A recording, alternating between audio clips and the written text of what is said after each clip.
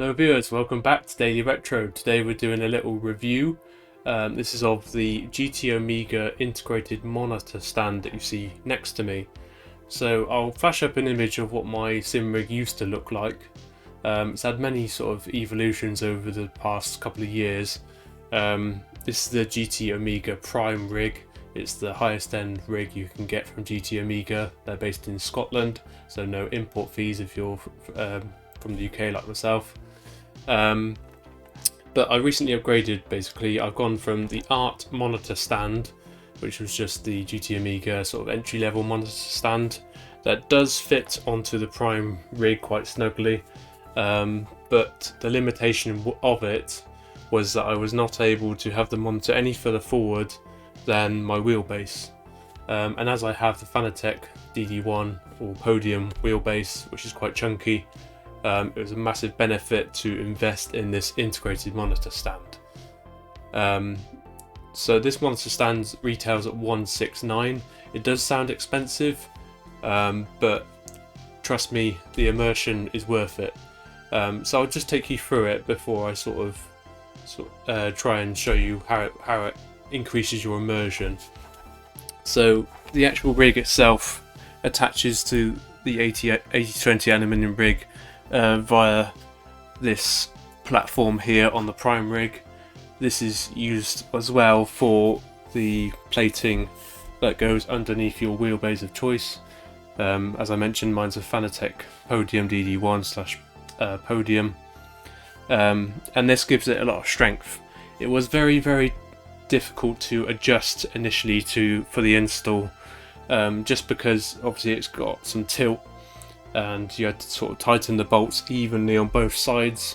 I'd say it took about half an hour to an hour for us to get absolutely perfect, which was a little bit of a pain, but once it's perfect, trust me, it's worth it. As I mentioned, this is 8020 aluminium.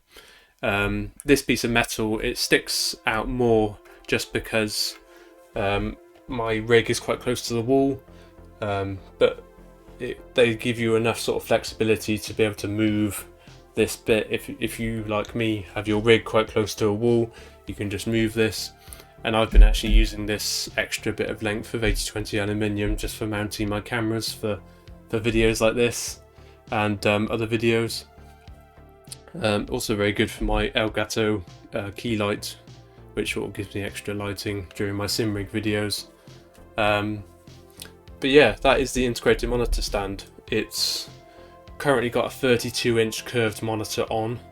I didn't think this was really sufficient when it was on the Art monitor stand that I previously had. This is because it was quite sort of further back. It was another 30 centimeters back. But now I've brought this forward, I honestly don't think you should buy any bigger than a 32-inch curved monitor for this monitor stand. It really gives you some deep immersion in game. I've only used it a couple of times so far, but once on Dirt Rally and once on Assetto Corsa Competizione. And the Assetto Corsa Competizione, as many of you will know, is a very immersive sim. And the first time I was using this for a long period race, it was honestly the most immersed I've felt in my own rig ever. I had to change the in-car view on every game as well. I used to use bumper cam because the screen was further back and that felt like the natural place to put it. But now the monitor is so much closer and the wheel is obviously literally, as you can see here, 5 centimeters, 10 centimeters, if that, between the wheel and the actual start of the middle of the monitor. That means I can use the in-car view and that feels natural. Before it just felt too far away and I couldn't see enough of the road, but now I can. And obviously that gives you, it's not going to make you faster, but I felt like it made it more immersive and actually easier to hit apexes, particularly in Assetto Corsa Competizione. But there, yeah, that's my little review of this integrated monitor stand, guys. Highly recommend investing in it. I know it's a lot once you add in the Prime rig plus that. You're probably looking at around £850 total. But for a British made sim rig, it's definitely the best out there. I've never felt so immersed in my own sim rig, and yeah, definitely worth the investment, guys. If you've got any questions on it, just let me know down in the comments. But we're just going to get into a little gameplay clip now of Assetto Corsa Competizione, and hope you enjoy it. Cheers.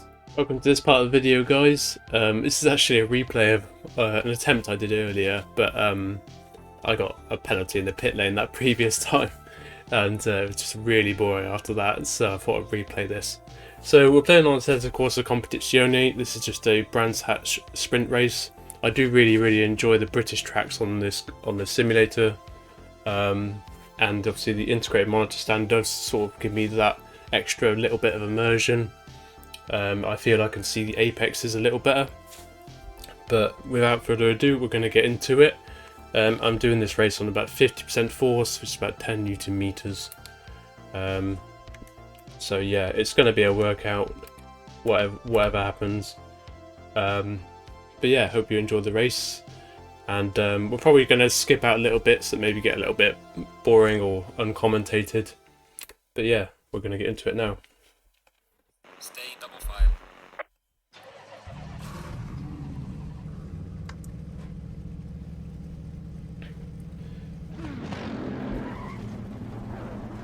Just got to warm the tyres on the brakes first off.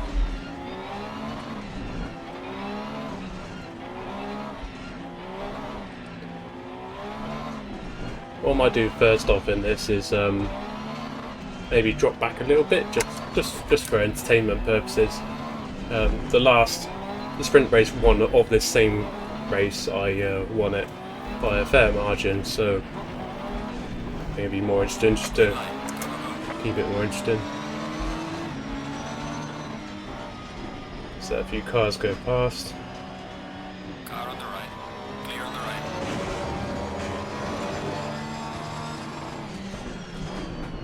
Go wide on the first corner. Maybe just drive slow for the first lap, and then we'll sort of push a little bit. Clear on the right.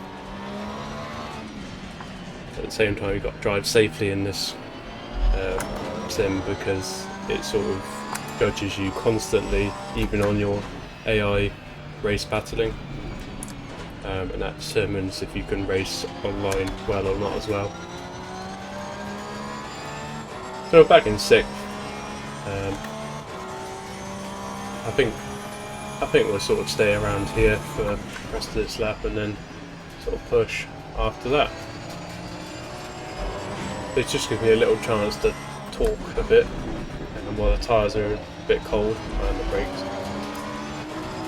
Come on, alright, push a little bit more. With this integrated monitor stand, I feel like I'm more involved with being in the cockpit view. I'm looking around the car more.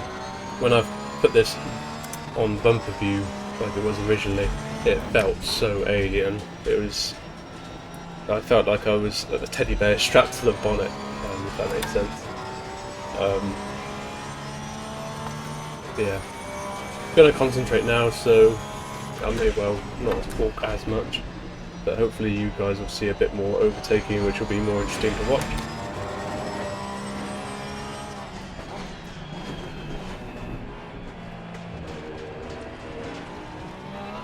Short shift out that corner. Maybe on the brakes for this to get on the throttle early.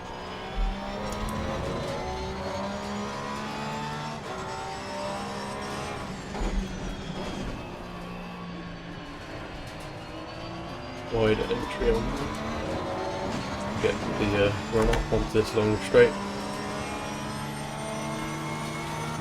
Don't really feel 100% confident with the next corner, so I'm going to hold back a tiny bit.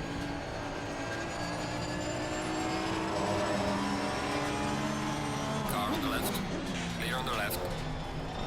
Best place to overtake, lost a bit of time to poor position there, but not to worry. And the tyres have warmed up pretty much. We can definitely pull some time back. As you can see on the bottom left of the screen, you only have to do one pit stop in this race, so it's only an 18-minute race.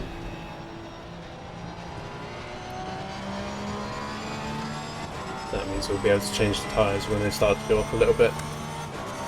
The pit windows open at about 7-8 minutes into the race, I think.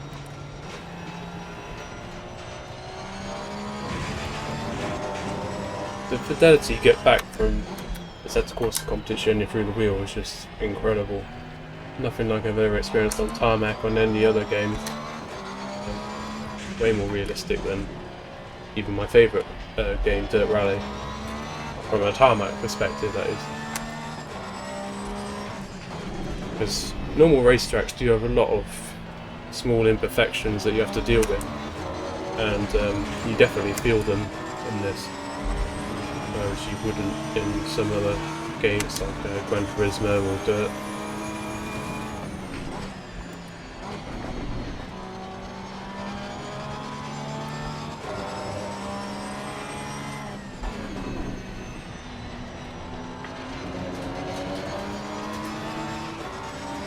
It will send it up the next corner.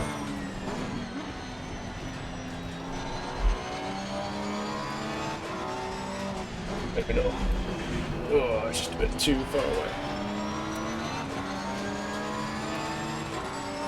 Maybe on the run up, start finish straight.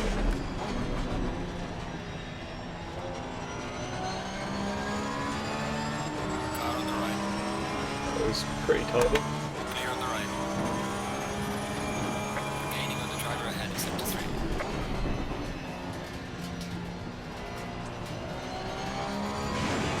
It's a massive workout, this one, but it makes me smile every time I use it. It's few and far between at the moment with the baby, but it's nice to come back to.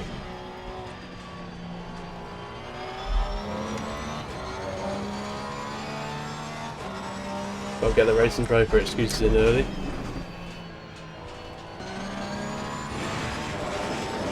Car on the right. Clear on the right. A bit too ambitious there. You really don't want to just hit him off the track in this. You'll probably come off worse, to be honest. Car on the right. Clear on the right. Not idea. Up at the third. Pit window's probably going to be the next lap after this one.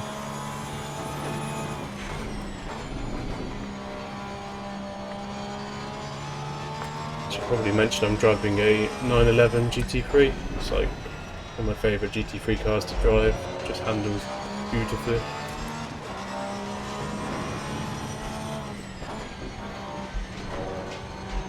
Oh, I wasn't right there. Not good for time. Let's just go into the pit. It's going to be more interesting the quicker I get it out of the way, I think.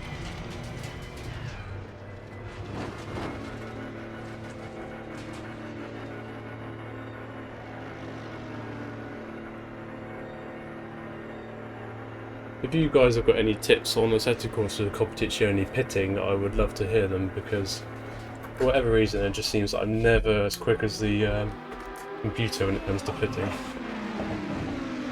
So we're changing tyres now. All the AI are going to have to do that exactly the same thing, but they always seem to be at least 2 seconds quicker at doing it. That's literally the only bad thing I have to say about this simulator.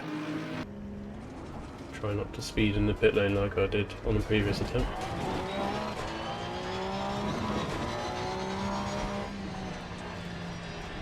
And brakes and tyres are going to be a little bit cold in the first lap again.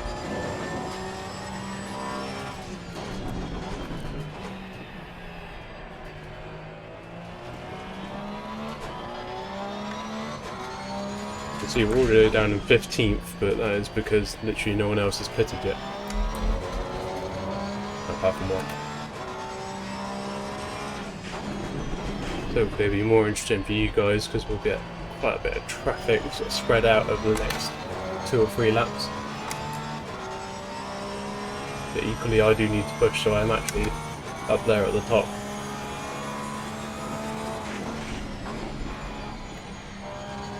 I've actually got the brake pedal modified in my Fanatec V3 pedals to be the absolute stiffest from the mod kit. So even my braking is a workout as well as steering. But I actually prefer having a really stiff brake. Makes you feel like you're in a race car rather than just your normal car. It's harder trail brake when you've got trail brake when you've got quite a loose brake. Whereas if it's quite stiff, you can sort of just rest your foot on there and maybe give that 1% input. As you can see, there's loads in the pits. And we're straight into 6th for now.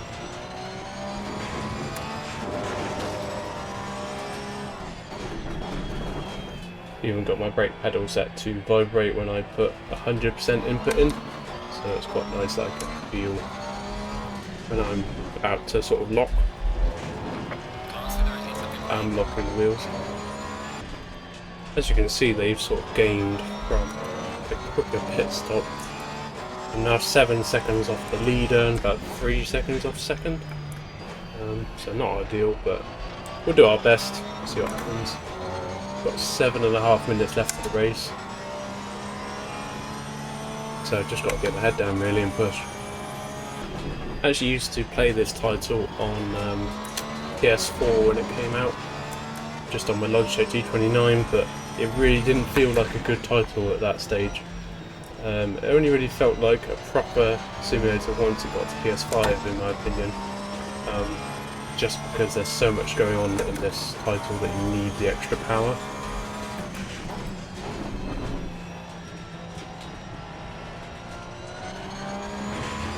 Everything's just smoother frame rate wise. I think it's locked to 30 frames, but yeah, it never drops, which is what we want. No one wants to be adjusting their driving to how the screen is flickering around the corner, which was what I was getting with the PS4 version.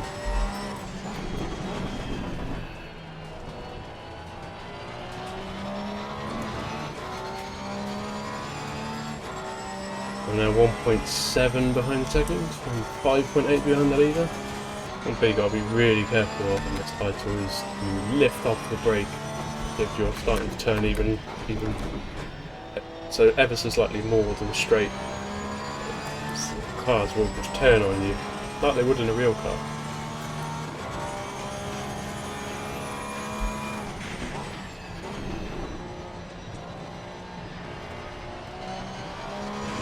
Hopefully we can get the overtake done for 2nd place on this lap. Maybe not on the next corner, but the corner after. We'll see. Got to get a run out of this corner. Craft him a little bit. Might be possible. But it will look. Scare them out of the position. Seems to work. And now we've just got a gap of 4.6 to the lead with 4 minutes left. 3.4 off the lead. Basically 2 laps left. I think it might be too much, but yeah. Just gonna have to make no mistakes to even have a chance. 2nd place wouldn't be the worst in it anyway. You've got to remember in this game it's more about consistency than actually finishing first. There's only really points awarded for the championship sort of thing, rather than we were a bit too eager on the brakes and slid around that corner. It's more about the championship than each individual race, if that makes sense. So it's 50 seconds left, which means there's only going to be 2 more laps. No, it means it's going to be the final lap. Which probably means we're too far away, unfortunately, but can't say I haven't caught him.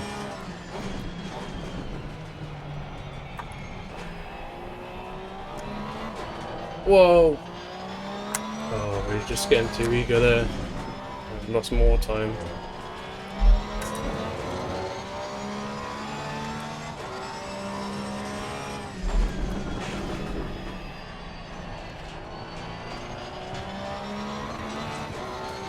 I wonder if we're going to get the draft. Ooh. Just about to come under 2 seconds. The only place I can think of now is the final start finish straight, but I don't know if we're going to be close enough.